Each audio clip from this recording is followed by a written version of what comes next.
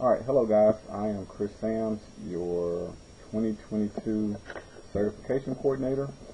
I want to spend a little bit of time going over the paperwork that you're going to need for certification to hopefully expedite and make the process really smooth and go by quickly.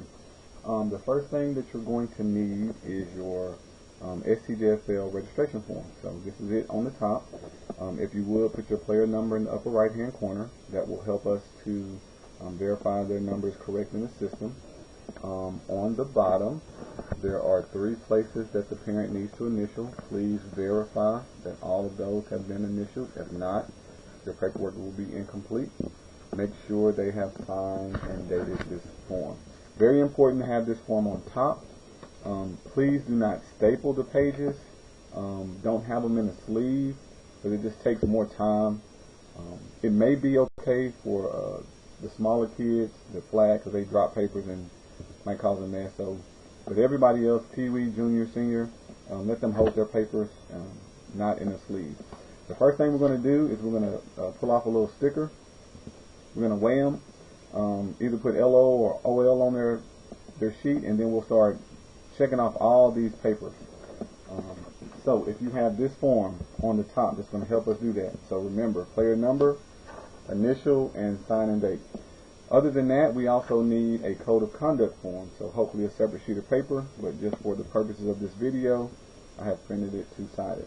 So code of conduct is for the parents to know what is and what is not acceptable, and different rules that they should be aware of. Make sure that they have signed and dated this page. Now, other than that, there's 3 major forms we need. So one would be a birth certificate. Alright, birth certificate, this one is my daughter's. Make sure it's legible. You can read name, birth date, and everything else. Sometimes we've had some ones submitted that are not quite legible. If I bring this up a little bit closer, this is a previous player of mine. You can kind of read the name, but we don't know what that birth date is. So if you print one and it's fuzzy and you cannot read it, please reprint or do another one, because that would not be acceptable paperwork and might cause you to get out of line and not get certified. So make sure that a clear, readable copy of the birth certificate. Next, we need a physical. Okay, so the forms that we print out look like this. If you get one from the doctor's office, it looks a little bit different. However, it should have their age and weight, and tell us if they have any kind of conditions that might that we need to be aware of. So that they're clear to play. So have a physical in there. We need proof of that. And then we need a report card. So it needs to be the last report card. Make sure it's the last one.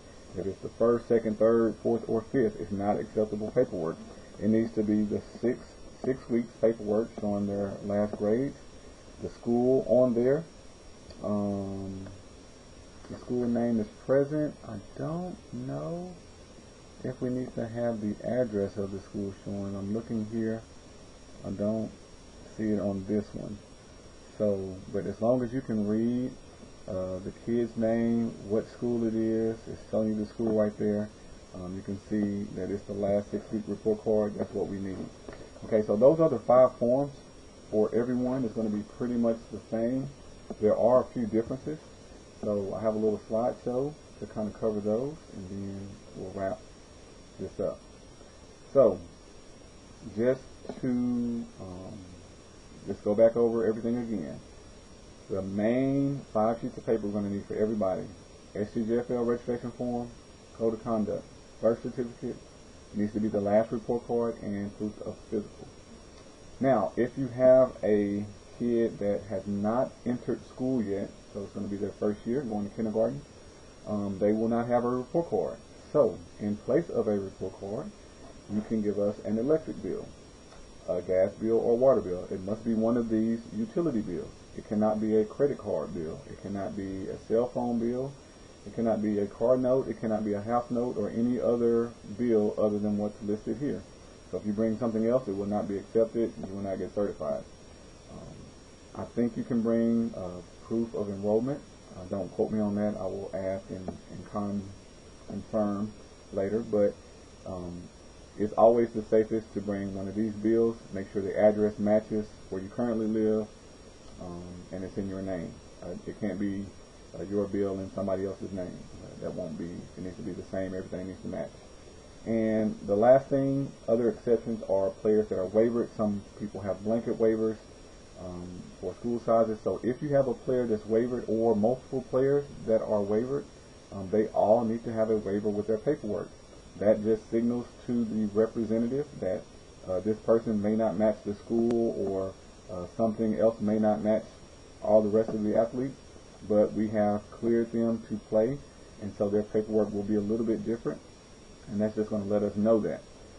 You also may have a court document showing custody in place of custody battles, or for a kid whose name is changing. If you don't have the actual birth certificate, I do know that some are going through some tough situations, so that court document showing custody will be acceptable in place of the birth certificate. Other than that, everything should be pretty standard. If you have any questions on any paperwork that's going to be different, please ask. Let us know beforehand. Do not wait to get to certification and then, surprise us with some different piece of paper. It will result in you not being certified and not able to play. So again, ask before, and then let's get that cleared up beforehand. Anyway, hopefully this is helpful. Let you know what you need, and look forward to seeing you guys at certification.